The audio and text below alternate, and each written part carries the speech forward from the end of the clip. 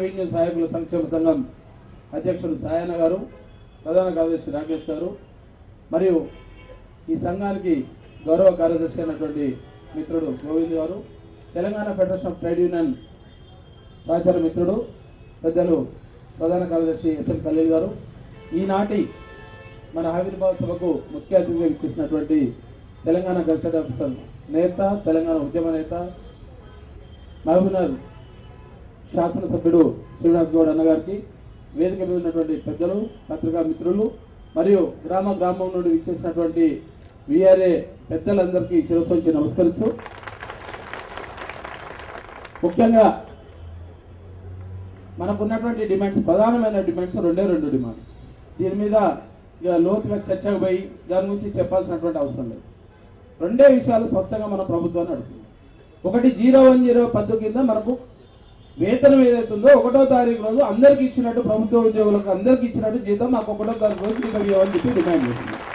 రెండో అంశం ఏం చెప్తున్నామంటే, ప్రభుత్వాలే చెప్తున్నాయి చాలీ జీతంతోటి వెట్టి చాకరీ చేస్తున్నటువంటి చాలా మంది ఉన్నారని చెప్తున్నటువంటి సందర్భంలో దాదాపు తెలంగాణ రాష్ట్రంలో 31 జిల్లాల్లో, నూతన జిల్లాలన్నీ కలుపుకొని 31 జిల్లాలో 20,000 మంది ఉన్నటువంటి విఆర్ఏల కోరిక ఏంటంటే 6,000 జీతం అనేది సమైక్య రాష్ట్రంలో కిరణ్ కుమార్ రెడ్డి మెడల్ వంచి మనం సాధించుకున్నాం.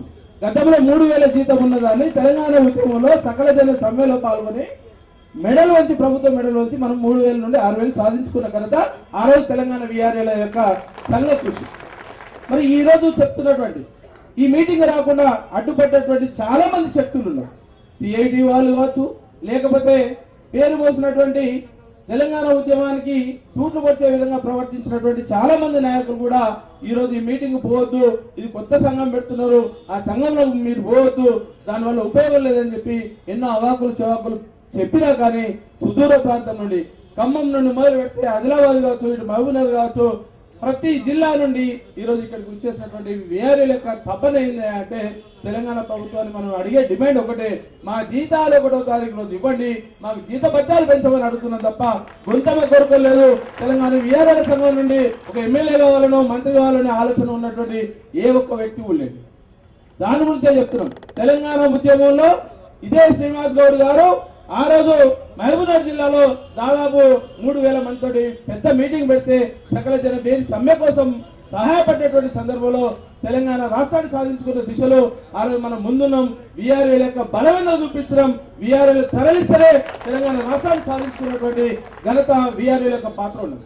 ఈరోజు మనం అదే చెప్తున్నాం. అయ్యా, మేము సమైక్య రాష్ట్రంలో సాధించుకున్నటువంటి వేతనం ఏదైతుందో 3 సంవత్సరాలు అయింది, ఇప్పటి వరకు కూడా మా ఫైల్ కదలలేదు. ముఖ్యమంత్రి గారి కొరకు పోయి విన్నవిద్దామంటే అపాయింట్మెంట్ దొరకలేని పరిస్థితి ఉంది. మరి అదే ముఖ్యమంత్రి గారు ఇప్పటికి జీవో ఇచ్చారు, కానీ 2 నెలల నుండి అధికారులు మాత్రం తిప్పకుండా గోవింద్ గారిని, సాయన్న గారిని, ఇక్కడ ఉన్నటువంటి అందరినీ కూడా సెక్రటరీ చుట్టూ తిప్పుతున్నా కానీ ఈ రోజు వరకు ఆ జీవో అమలు చేస్తుంది.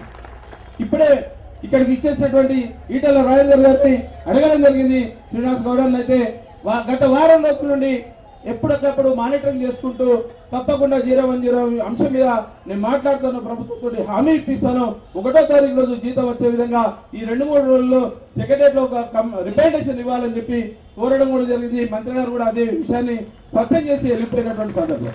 ఇక ముఖ్యంగా సరే, మనం గత సమైక్య రాష్ట్రంలో మనం చేసినటువంటి కృషి ఎంత ఉంది. దీనిలో భాగంగానే ఆ రోజు కూడా తెలంగాణ విఆర్ఏ సంఘం ద్వారానే మనం పనిచేసినాం. ఈరోజు కొత్త సంఘం కాదు, తెలంగాణ విఆర్ఏల సంఘమే ఈరోజు కొత్త సహాయ సంక్షేమ సంఘం అని చెప్పి రూపుదిద్దుకునేది. దీనికి ఏదో కొత్త నేపథ్యం వచ్చిందని చెప్పో, లేకపోతే ఇంకేదో చేసి మీరు మీటింగ్ పోవద్దని చెప్పినటువంటి ఆ దుష్ట శక్తులు ఎవరైతే ఉన్నారో వాళ్ళకి ఇదే సాక్ష్యం. మీరు రేపు గ్రామాలకు పోయిన తర్వాత మా సమస్యల కోసమే, మన సమస్యల కోసమే టీఎఫ్టీ పోరాడుతుంది, ఈ అండగా ఉంటుందని చెప్పినటువంటి సందర్భం.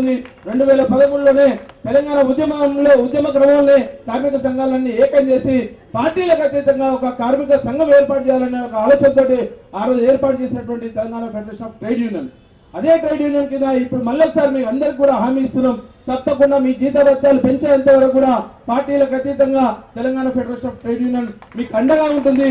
010 కృషి మాత్రం తప్పకుండా మనం ఎమ్మెల్యే గారు మాత్రం ఒక వారం లోపలనే మనకు శుభ పరిణామం అందజేస్తారు, ఆ ఫలితం ఏదో వారం రోజుల్లో మనకు తెలియజేస్తారని చెప్పి సభాముఖంగా వారికి విజ్ఞప్తి చేయడం జరుగుతుంది. మరి అలాగే ఇంతకుముందు మన ప్రధాన కార్యదర్శి చెప్పిండు, అంటే ఉద్యమ క్రమంలో వారు చేసేటువంటి కుట్రలు ఎట్లుంటాయి.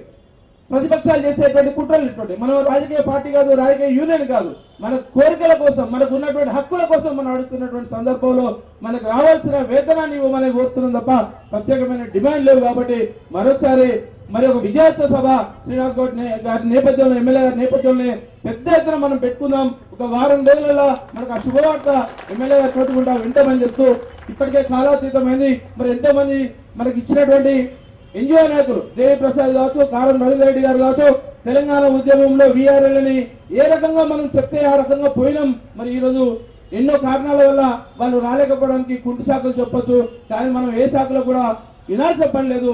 ఎమ్మెల్యే గారు అండదండలు ఉన్నాయి, తప్పకుండా మన సమస్య పరిష్కారం అవుతుందని ఒక ఆశాభావం వ్యక్తం చేస్తూ ఈ అవకాశం ఇచ్చినటువంటి తెలంగాణ గ్రామ రెవెన్యూ సహాయక సంక్షేమ సంఘానికి ఎల్లవేళలా మేము రుణపడి ఉంటామని చెప్పి సభాముఖంగా తెలియజేస్తూ ముగిస్తున్నాను. జై తెలంగాణ! తెలంగాణ గ్రామ రెవెన్యూ సహాయక సంక్షేమ సంఘం